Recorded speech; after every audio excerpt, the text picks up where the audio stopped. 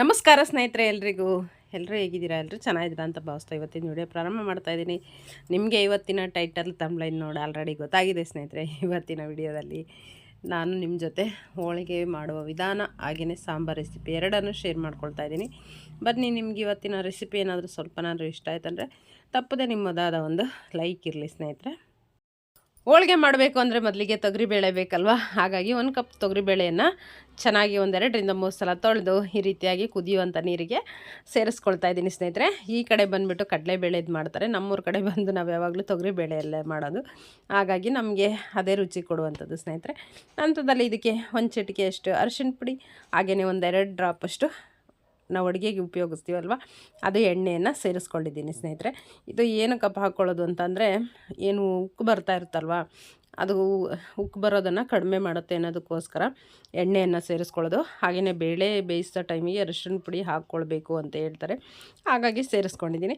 ಅದು ಬೇಳೆ ಒಂದು ಕಡೆಯಲ್ಲಿ ಬೇಯ್ತಾ ಇದ್ದರೆ ಇನ್ನೊಂದು ಕಡೆ ನಾವು ಕಣಕವನ್ನು ಕಲಿಸ್ಕೊಳ್ಳೋಣ, ಹಿಟ್ಟು ಬೇಕು ತಾನೆ ಹೋಳಿಗೆ ಮಾಡೋದಕ್ಕೆ. ಅದಕ್ಕೋಸ್ಕರ 1 ಕಪ್ ಅಷ್ಟು ಮೈದಾ ಹಿಟ್ಟನ್ನು ತೊಗೊಂಡು ಅದನ್ನು ಜಡಿ ಮಾಡಿಕೊಂಡು ಅದಕ್ಕೆ ಚಿಟಿಕೆ ಅರಿಶಿಣ, ಹಾಗೆಯೇ 1-2-3 ಸ್ಪೂನಷ್ಟು ಎಣ್ಣೆ ಸೇರಿಸ್ಕೊಂಡಿದ್ದೀನಿ. ಎಣ್ಣೆ ಇನ್ನೂ ಸ್ವಲ್ಪ ಬೇಕು, ಆದರೆ ಮೊದಲಿಗೆ ಅಷ್ಟನ್ನು ಸೇರಿಸ್ಕೊಂಡಿದ್ದೀನಿ. ನೀವು ಇಲ್ಲಿ ಬೇಕಂದರೆ 1 ಚಿಟಿಕೆ ಉಪ್ಪನ್ನು ಸೇರಿಸ್ಕೊಳ್ಬೋದು ಸ್ನೇಹಿತರೆ, ನಾನು ಸೇರಿಸ್ಕೊಂಡಿಲ್ಲ.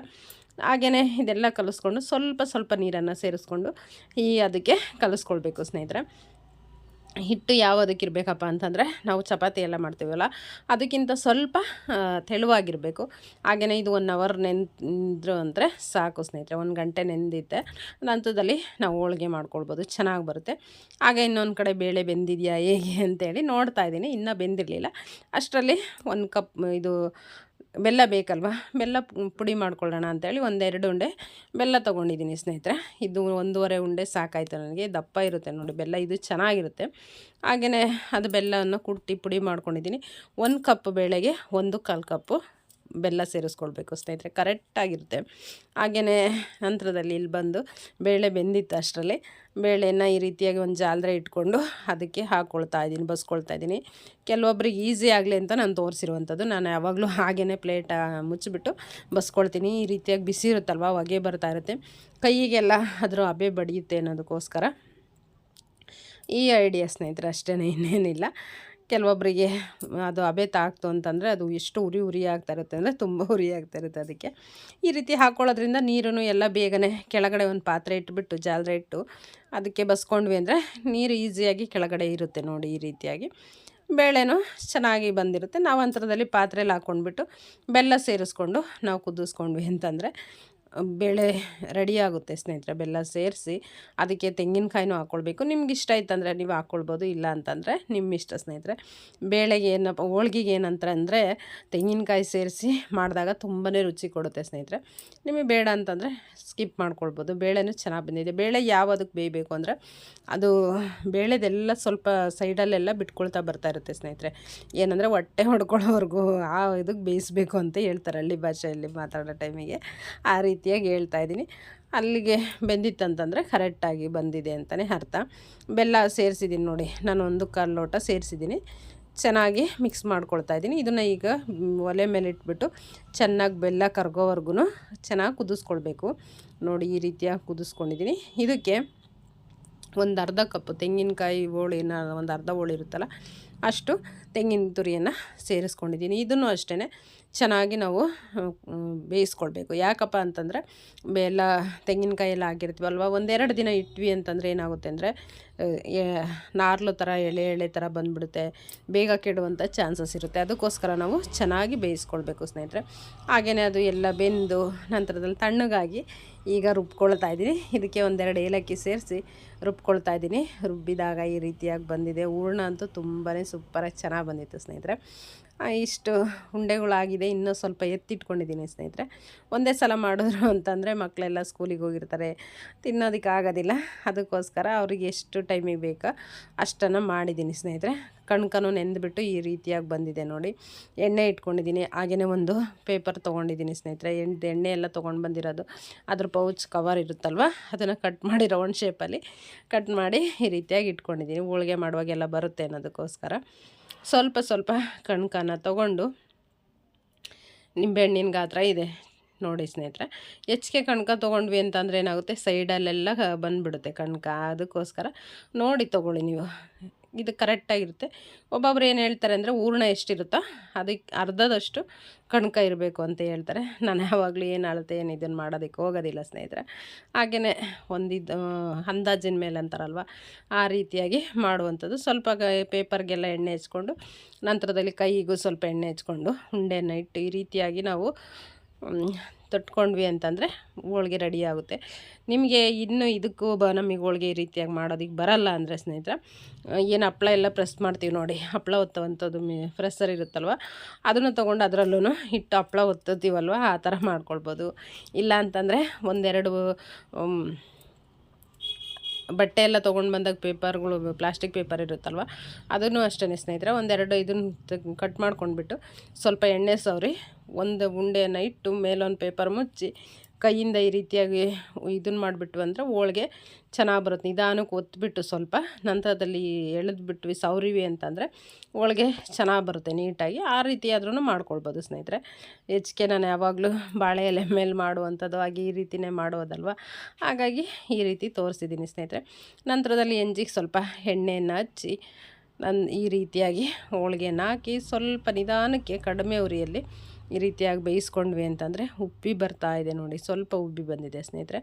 ಹೋಳ್ಗೆ ತುಂಬಾ ಚೆನ್ನಾಗಿ ಬಂದಿರುತ್ತೆ ಸ್ನೇಹಿತರೆ. ಈ ರೀತಿಯಾಗಿ ನಿಧಾನಕ್ಕೆ ತಿರುಗಿಸಿ ಹಾಕ್ಕೊಂಡು ಚೆನ್ನಾಗಿ ಬೇಯಿಸ್ಕೊಳ್ಬೇಕು. ನಾವು ಹೋಳ್ಗೆ ಚೆನ್ನಾಗಿ ಬೇಯಿಸಿದಷ್ಟು ಸ್ನೇಹಿತರೆ, ನಾವು ನೆಕ್ಸ್ಟು 2 ದಿನ ಇಟ್ಟರೂ ಅದೇನಾಗೋದಿಲ್ಲ, ತುಂಬಾ ಚೆನ್ನಾಗಿರುತ್ತೆ. ನಾವೇನಾದರೂ ಹೋಳ್ಗೆನೂ ಬೇಯಿಸೋ ಇದರಲ್ಲೂ ಕರೆಕ್ಟಾಗಿ ನಾವು ಬೇಯಿಸಿಲ್ಲ ಅಂತಂದರೆ, ಹೋಳಿಗೆ ಇವತ್ತು ಮಾಡಿದ್ವಿ ಅಂತಂದರೆ ನಾಳೆ ಬೆಳಗ್ಗೆ ತಿನ್ಬೇಕಂತಂದ್ರೆ ಖಂಡಿತವಾಗ್ಲೂ ಚೆನ್ನಾಗಿರೋದಿಲ್ಲ ಸ್ನೇಹಿತರೆ. ಅದಕ್ಕೋಸ್ಕರ ಬೇಳೆ ಬೆಲ್ಲದಲ್ಲಿ ಕುದಿಸ್ಕೊಳ್ಳೋದೊಂದು, ಹಾಗೆಯೇ ಹೆಂಚಿನ ಮೇಲೆ ಹೋಳಿಗೆ ಬೇಯಿಸ್ಕೊಳ್ಳೋದೊಂದು, ಈ 2 ವಿಧಾನ ಮಾತ್ರ ಕರೆಕ್ಟಾಗಿತ್ತು ಅಂತಂದರೆ ನೀವು ಒಂದು 4-5 ದಿನ ಇಟ್ಟರೂ ಹೋಳಿಗೆ ಏನಾಗೋದಿಲ್ಲ ಸ್ನೇಹಿತರೆ, ತುಂಬಾ ಚೆನ್ನಾಗಿರುತ್ತೆ. ಹಾಗೆಯೇ ಇನ್ನೊಂದೇನಪ್ಪ ಅಂದರೆ, ನಾನು ಪುಟ್ಟ ಹೋಳಿಗೆ ಮಾಡಿದ್ದೀನಿ. ಯಾಕಂದರೆ ದೇವರಿಗೆಲ್ಲ ನೈವೇದ್ಯಕ್ಕೆ ಇಡೋ ಟೈಮಿಗೆ ಈ ರೀತಿಯಾಗಿ ಇಡಬೇಕು ಅಂತ ಹೇಳ್ತಾರೆ, ಚಿಕ್ಕದಾಗಿರುವಂಥ ಹೋಳಿಗೆ. ದೊಡ್ಡ ಹೋಳಿಗೆಗಳೆಲ್ಲ ಅಷ್ಟು ಇದು ಕಾಣೋದಿಲ್ಲ. ಹಾಗೆಯೇ ಇನ್ನೊಂದು ಏನಪ್ಪ ಅಂದರೆ ಸ್ನೇಹಿತರೆ, ಇಲ್ಲಿ ಹೋಳಿಗೆ ತುಪ್ಪ ರೆಡಿ ಆಯಿತು ಸ್ನೇಹಿತರೆ. ಈ ರೀತಿಯಾಗಿ ಬಂದಿದೆ. ದೇವರುಗಳಿಗೆ ಏನು ನೈವೇದ್ಯಕ್ಕೆ ಇಡೋ ಟೈಮಿಗೆ ಯಾವುದೇ ಹೆಣ್ಣು ದೇವ್ರುಗಳಿಗೆ ಸ್ನೇಹಿತರೆ 9 ಹೋಳಿಗೆನ ನೈವೇದ್ಯಕ್ಕೆ ಇಡೋದು ತುಂಬಾ ಒಳ್ಳೆಯದು ಅಂತ ಹೇಳ್ತಾರೆ ಸ್ನೇಹಿತರೆ. ಹಾಗಾಗಿ ನೀವು ಅಷ್ಟೇ 9 ಪುಟ್ಟದಾಗಲಿ, ದೊಡ್ಡದಂತೇನಿಲ್ಲ, ಪುಟ್ಟ ಹೋಳಿಗೆನೇ 9 ಹೋಳಿಗೆ ಮಾಡಿ ತುಪ್ಪ ಹೋಳಿಗೆ ನೈವೇದ್ಯ ಇಡೀ ಸ್ನೇಹಿತರೆ. ವರಮಹಾಲಕ್ಷ್ಮಿ ಹಬ್ಬಕ್ಕೆ ಆಗಲಿ, ಗಣಪತಿಗೆ ಆಗಲಿ, ಹಾಗೆಯೇ ಈಗ ನಾಗರ ಪಂಚಮಿ ಬರ್ತಾಯಿದೆ, ಎಲ್ಲದಕ್ಕೂ ಸ್ನೇಹಿತರೆ. ಆದರೆ ಹೆಣ್ಣು ದೇವತೆಗಳಿಗೆ ಮಾತ್ರ 9 ಹೋಳಿಗೆ ಇಡೋದ್ರಿಂದ ತುಂಬಾ ಒಳ್ಳೆಯದು ಅಂತ ಹೇಳ್ತಾರೆ. ಹಾಗಾಗಿ ಅದೇ ರೀತಿ ಮಾಡಿ ನಂತರದಲ್ಲಿ ಇಲ್ಲಿ ಸಾಂಬಾರು ರೆಸಿಪಿ ಶೇರ್ ಮಾಡ್ಕೊಳ್ತಾ ಇದ್ದೀನಿ. ಸಾಂಬಾರು ಮಾಡೋದಕ್ಕೆ ಏನೆಲ್ಲ ಬೇಕು, ಯಾವ ರೀತಿ ಮಾಡಿದ್ದೀನಿ ಅನ್ನೋದನ್ನು ನೋಡ್ಕೊಂಬರೋಣ ಬನ್ನಿ. ಮೊದಲಿಗೆ ಇಲ್ಲಿ ಬೇಳೆಯನ್ನು ಚೆನ್ನಾಗಿ ಬಸ್ತಿಟ್ಕೊಂಡಿದ್ವಲ್ವ, ಅದು ಬೇಳೆ ಕಟ್ಟಿತ್ತಲ್ಲ ಸ್ನೇಹಿತರೆ, ಇದು ಇಷ್ಟು ಬಂದಿದೆ ನೋಡಿ.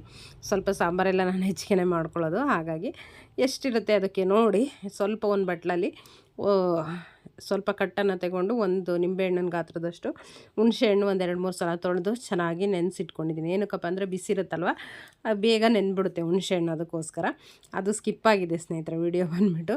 ಹಾಗೆ ಅದು ಒಂದು ಕಡೆ ಇಟ್ಟು ನಂತರದಲ್ಲಿ ಒಂದು ಸ್ಟವ್ ಮೇಲೆ ಒಂದು ಬಾಣಲಿ ಇಟ್ಕೊಂಡು ಅದಕ್ಕೆ ಸ್ವಲ್ಪ ಎಣ್ಣೆ ಹಾಕ್ಕೊಂಡು ಅದಕ್ಕೆ ಒಂದು 5-6 ಬ್ಯಾಡಗಿ ಮೆಣಸಿನ್ಕಾಯಿನ ಸೇರಿಸ್ಕೊಂಡಿದ್ದೀನಿ. ನಿಮ್ಮ ಖಾರಕ್ಕೆ ಅನುಗುಣವಾಗಿ ಯಾವ ಮೆಣಸಿನ್ಕಾಯಿ ಇರುತ್ತೋ ಅದನ್ನೇ ಸೇರಿಸ್ಕೊಳ್ಳಿ, ಇದೇ ಬೇಕು ಅದೇ ಬೇಕಂತ ಏನಿಲ್ಲ ಸ್ನೇಹಿತರೆ.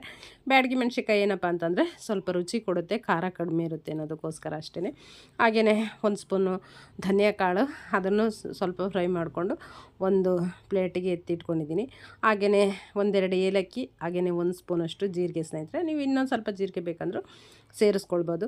ಹಾಗೆಯೇ ಒಂದು ಅರ್ಧ ಸ್ಪೂನಷ್ಟು ಗಸಗಸೆ, 1-2 ಚಕ್ಕೆ ಪೀಸು, 1-2 ಲವಂಗ, ಒಂದು 4-5 ಕಾಳು ಮೆಣಸು ಸ್ನೇಹಿತರೆ, ಅದನ್ನು ಸೇರಿಸ್ಕೊಂಡು ಚೆನ್ನಾಗಿ ಫ್ರೈ ಮಾಡಿಕೊಂಡು ಅದನ್ನು ತೆಗೆದಿಟ್ಕೊಂಡಿದ್ದೀನಿ. ಅದೇ ಕಡಾಯಿಗೆ ಒಂದು ಗೆಡ್ಡೆ ಈರುಳ್ಳಿ, 1 ಗೆಡ್ಡೆ ಬೆಳ್ಳುಳ್ಳಿ, ಇದನ್ನು ಅಷ್ಟೇ ಒಂದು ಸ್ವಲ್ಪ ಎಣ್ಣೆ ಸೇರಿಸಿ ಫ್ರೈ ಮಾಡ್ಕೊಳ್ತಾ ಇದ್ದೀನಿ. ಇದನ್ನು ಚೆನ್ನಾಗಿ ಫ್ರೈ ಮಾಡ್ಕೊಳ್ಳೋದ್ರಿಂದ ಇವೆಲ್ಲ ಸ್ವಲ್ಪ ಚೆನ್ನಾಗಿ ನಾವು ಕೆಂಪು ಬರುತ್ತಲ್ಲ ಅಲ್ಲಿವರೆಗೂ ಫ್ರೈ ಮಾಡ್ಕೊಳ್ಳೋದ್ರಿಂದ ಸಾಂಬಾರು ರುಚಿ ಚೆನ್ನಾಗಿ ಬರುತ್ತೆ ಅನ್ನೋದಕ್ಕೋಸ್ಕರ. ಹಾಗೆಯೇ 1 ಇಂಚಷ್ಟು ಹಸಿ ಶುಂಠಿ ಸ್ನೇಹಿತರೆ, ಅದನ್ನು ಸೇರಿಸಿದ್ದೀನಿ. ಏನಕ್ಕಪ್ಪ ಅಂತಂದರೆ ಇವಾಗ ಚಳಿ ಮಳೆಗಾಲಕ್ಕೆ ಈ ರೀತಿಯಾಗೆಲ್ಲ ಒಳ್ಳೆಯದು, ಅದಕ್ಕೋಸ್ಕರ. ಹಾಗೆ ಒಂದು 1/4 ಸ್ಪೂನಷ್ಟು ಮೆಂತ್ಯನೂ ಸೇರಿಸಿದ್ದೀನಿ ಜೀರಿಗೆ ಹುರ್ಕೊಳ್ಳೋ ಟೈಮಿಗೆ. ಅದು ಸರಿಯಾಗಿ ಕಾಣಿಸಿಲ್ಲ ಸ್ನೇಹಿತರೆ. ಹಾಗೆಯೇ ಸ್ವಲ್ಪ ತೆಂಗಿನಕಾಯಿ ಅದೆಲ್ಲ ತಣ್ಣಗಾಗಿದ್ದ ನಂತರದಲ್ಲಿ ಒಂದು ಮಿಕ್ಸಿ ಜಾರಿಗೆ ಹಾಕ್ಕೊಂಡು ಅದಕ್ಕೆ ತೆಂಗಿನಕಾಯಿ ತುರಿ, ಕೊತ್ತಂಬರಿ ಸೊಪ್ಪು, ಹಾಗೆಯೇ ಬೇಯಿಸಿರುವಂಥ ಕಾಳಿರುತ್ತಲ್ಲ ಅದು, ಹುಣಸೆಹಣ್ಣು ನೋಡಿ ನಾನು ರುಬ್ಬೋದಕ್ಕೆ ಹಾಕ್ಕೊಂಡಿದ್ದೀನಿ ಸ್ನೇಹಿತರೆ. ಕೆಲವೊಬ್ರು ಏನು ಮಾಡ್ತಾರೆ, ಅದನ್ನು ಸ್ವಲ್ಪ ಎಲ್ಲ ನೀರನ್ನು, ಹುಣಸೆಹಣ್ಣು ಕಿವುಚಿರೋ ನೀರನ್ನು ಹಾಕ್ಕೊಳ್ತಾರೆ. ಆದರೆ ನನಗೆ ಅಷ್ಟು ರುಚಿ ಕೊಡೋದಿಲ್ಲ, ಅದಕ್ಕೋಸ್ಕರ ನಾನು ಮಿಕ್ಸಿಗೆ ಹಾಕ್ಕೊಂಡು ರುಬ್ಕೊಂಡ್ಬಿಡ್ತೀನಿ ಸ್ನೇಹಿತರೆ. ನಂತರದಲ್ಲಿ ಒಂದು ಪಾತ್ರೆ ಇಟ್ಕೊಂಡು ಅದಕ್ಕೆ 1-2 ಸ್ಪೂನಷ್ಟು ಎಣ್ಣೆ ಹಾಕ್ಕೊಂಡು ಅದಕ್ಕೆ ಸ್ವಲ್ಪ ಸಾಸಿವೆ, ಜೀರಿಗೆ, ಹಾಗೆಯೇ ಜಜ್ಜಿರುವಂಥ ಒಂದು ಅರ್ಧ ಬೆಳ್ಳುಳ್ಳಿ ಸ್ನೇಹಿತರೆ, ಒಂದು ಅರ್ಧ ಗೆಡ್ಡೆ ಸ್ನೇಹಿತರೆ, ಹಾಗೆಯೇ ಒಂದು ಈರುಳ್ಳಿ, ಇಷ್ಟನ್ನು ಸೇರಿಸ್ಕೊಂಡು ಚೆನ್ನಾಗಿ ಫ್ರೈ ಮಾಡ್ಕೊಳ್ತಾ ಇದ್ದೀನಿ. ನಂತರದಲ್ಲಿ ಒಂದು ಎಸಳಷ್ಟು ಕರಿಬೇವು ಸ್ವಲ್ಪ ಮುರಿದು ಪುಡಿ ಮಾಡಿ ಹಾಕ್ಕೊಂಡಿದ್ದೀನಿ. ಹಿಂಗೆ ಒಂದು ಮುರಿದು ಹಾಕ್ಕೊಂಡ್ವಿ ಅಂದರೆ ಅದು ಫ್ಲೇವರ್ ಇನ್ನೂ ಚೆನ್ನಾಗಿ ಬರ್ತಾ ಇರುತ್ತೆ, ತುಂಬಾ ಚೆನ್ನಾಗಿರುತ್ತೆ. ಅದಕ್ಕೋಸ್ಕರ ಇದನ್ನೆಲ್ಲ ಚೆನ್ನಾಗಿ ಬಾಡಿಸ್ಕೊಳ್ಬೇಕು. ಇದನ್ನು ಅಷ್ಟೇ ಸ್ವಲ್ಪ ಕೆಂಪಾಗೋವರೆಗೂ ಬಾಡಿಸ್ಕೊಳ್ಬೇಕು. ಹಾಗೆಯೇ ಒಂದು ಸ್ವಲ್ಪ ಮೆಣಸಿನ್ಕಾಯಿ, ಒಂದು 3-4 ಮೆಣಸಿನ್ಕಾಯಿ ಎತ್ತಿಟ್ಕೊಂಡಿದ್ದೆ. ನಮ್ಮಮ್ಮ ಎಲ್ಲ ಮಾಡೋ ಟೈಮಿಗೆ ಏನು ಮಾಡ್ತಾರೆ, ಸ್ವಲ್ಪ ಒಂದೊಂದು ಸಲ ಹಾಗೆ ಹಾಕ್ತಾರೆ, ಇಲ್ಲಾಂದರೆ ಪುಡಿ ಮಾಡಿನೂ ಹಾಕ್ಬೋದು ಸ್ನೇಹಿತರೆ. ಮೆಣಸಿನ್ಕಾಯಿ ಎಲ್ಲ ಸ್ವಲ್ಪ ಪುಡಿ ಮಾಡಿ ಹಾಕೋದ್ರಿಂದನೂ ಚೆನ್ನಾಗಿರುತ್ತೆ. ಹಾಗೆಯೇ ಇದಕ್ಕೆ ರುಬ್ಬೋದಕ್ಕೆ ಅರಿಶಿನ ಪುಡಿ ಹಾಕ್ಕೊಂಡಿರಲಿಲ್ಲ, ಹಾಗಾಗಿ ಇವಾಗ ಅರಿಶಿನ ಪುಡಿ ಸೇರಿಸ್ಕೊಳ್ತಾ ಇದ್ದೀನಿ. ಇದನ್ನು ಸೇರಿಸ್ಕೊಂಡ್ಬಿಟ್ಟು ಚೆನ್ನಾಗಿ ಫ್ರೈ ಮಾಡ್ಕೊಳ್ಳೋಣ ಎಣ್ಣೆಯಲ್ಲಿ. ನಂತರದಲ್ಲಿ ಏನು ನಾವು ಮಸಾಲೆ ಎಲ್ಲ ರುಬ್ಕೊಂಡಿರ್ತೀವಲ್ವ, ಬೇಳೆ ಕಟ್ಟಿರುತ್ತಲ್ಲ, ಅದಕ್ಕೆಲ್ಲ ಮಿಕ್ಸಿ ರುಬ್ಕೊಂಡಿದ್ದನ್ನು ಸೇರಿಸಿ ಕಲಸಿಟ್ಕೊಂಡಿದ್ದೀನಿ. ಇದನ್ನು ಸೇರಿಸ್ಕೊಳ್ತಾ ಇದ್ದೀನಿ ನೋಡಿ. ಸಾಕಿಷ್ಟೇ, ಇದಕ್ಕೆ ನೀರು ಎಲ್ಲ ಏನು ಹೆಚ್ಚಿಗೆ ಸೇರಿಸ್ಕೊಳ್ಳುವಂಥದ್ದು ಬೇಡ. ನಿಮಗೆ ಹಂಗೇನಾದ್ರೂ ಪಾತ್ರೆ ಎಲ್ಲ ಇದನ್ನು ಮಾಡ್ಕೊಳ್ಬೇಕು ಅಂದರೆ ಸ್ವಲ್ಪ ತೆಗೆದಿಟ್ಕೊಂಡು ಅದರಿಂದಲೇ ನಾವೆಲ್ಲ ಸ್ವಲ್ಪ ಪಾತ್ರೆಗೆಲ್ಲ ಹಾಕಬೇಕು, ಅಷ್ಟು ಬಿಟ್ಟರೆ ನೀರು ಮಾತ್ರ ಸೇರಿಸೋದಕ್ಕೆ ಹೋಗಬೇಡಿ. ಆವಾಗ ಸಾಂಬಾರು ರುಚಿನೇ ಹೊರಟೋಗ್ಬಿಡುತ್ತೆ ಸ್ನೇಹಿತರೆ. ಅದಕ್ಕೋಸ್ಕರ ಆ ಕಟ್ಟು ಎಷ್ಟಿರುತ್ತಲ್ಲ ಅಷ್ಟಕ್ಕೆ ನಾವು ಮಾಡಿದ್ವಿ ಅಂದರೆ ತುಂಬಾ ರುಚಿಯಾಗಿರುತ್ತೆ. ಹಾಗೆಯೇ ರುಚಿಗೆ ತಕ್ಕಷ್ಟು ಉಪ್ಪನ್ನು ಸೇರಿಸ್ಕೊಳ್ತಾ ಇದ್ದೀನಿ. ಸೇರಿಸ್ಕೊಂಡು ಈ ರೀತಿಯಾಗಿ ಒಂದು ಸಲ ತಿರುಗಿಸಿ ಒಂದು ಪ್ಲೇಟನ್ನು ಮುಚ್ಚಿ ನಾವು ಬಿಸಿ ಬಿಸಿಯಾಗಿ ಚೆನ್ನಾಗಿ ಕುದಿ ಬರೋವರೆಗೂ ನಾವು ಕುದಿಸ್ಕೊಂಡ್ವಿ ಅಂದರೆ ಹೋಳಿಗೆ ಸಾಂಬಾರು ರೆಡಿಯಾಗುತ್ತೆ ಸ್ನೇಹಿತರೆ. ಹೋಳಿಗೆ ಸಾಂಬಾರು ಇನ್ನೊಂದು ಏನಪ್ಪ ಅಂತಂದರೆ ಸ್ಪೆಷಾಲಿಟಿ ಏನಂದರೆ, ಹುಳಿಯಾಗಿ, ಸ್ವಲ್ಪ ಖಾರವಾಗಿ, ಉಪ್ಪಾಗಿ, ಸಿಹಿಯಾಗಿರಬೇಕು. ನೀವು ಏನು ಬೇಳೆಯನ್ನು ನಾನು ರುಬ್ಬೋದಕ್ಕೆ ಹಾಕ್ಕೊಂಡಿದ್ದೀನಿ, ನೀವು ಬೇಡ ಅನ್ನೋರಾದರೆ ಸ್ವಲ್ಪ ಹೂರ್ಣ ರುಬ್ಬಿರೋದಿರುತ್ತಲ್ವ, ಅದನ್ನು ಸ್ವಲ್ಪ ಹಾಕ್ಕೊಳ್ಬೋದು ಸ್ನೇಹಿತರೆ. ನಾನು ಒಂದೇ ಸಲ ಅಲ್ಲೇ ರುಬ್ಬೋದಕ್ಕೇ ಹಾಕ್ಕೊಂಬಿಟ್ಟಿದ್ದೀನಿ. ಚೆನ್ನಾಗಿರುತ್ತೆ, ಸಿಹಿಯಾಗೂ ತುಂಬಾ ಚೆನ್ನಾಗಿರುತ್ತೆ ಸ್ನೇಹಿತರೆ. ಹೋಳಿಗೆ ಸಾಂಬಾರು ಈ ರೀತಿಯಾಗಿ ಕುದಿ ಬಂದಿದೆ, ರೆಡಿಯಾಗಿದೆ ಸ್ನೇಹಿತರೆ. ನಾನೇನು ಅನ್ನೋ ಜೊತೆ ಏನೆಲ್ಲ ತೋರಿಸಿಲ್ಲ, ಇಲ್ಲೇ ಇಟ್ಟು ತೋರಿಸಿದ್ದೀನಿ. ಈ ರೀತಿಯಾಗಿ ಬಂದಿತ್ತು. ನೀವು ಮಾಡಿ ಹೇಗೆ ಬಂದಿತ್ತು ಅಂತ ತಿಳಿಸಿ. ಧನ್ಯವಾದಗಳು ಸ್ನೇಹಿತರೆ.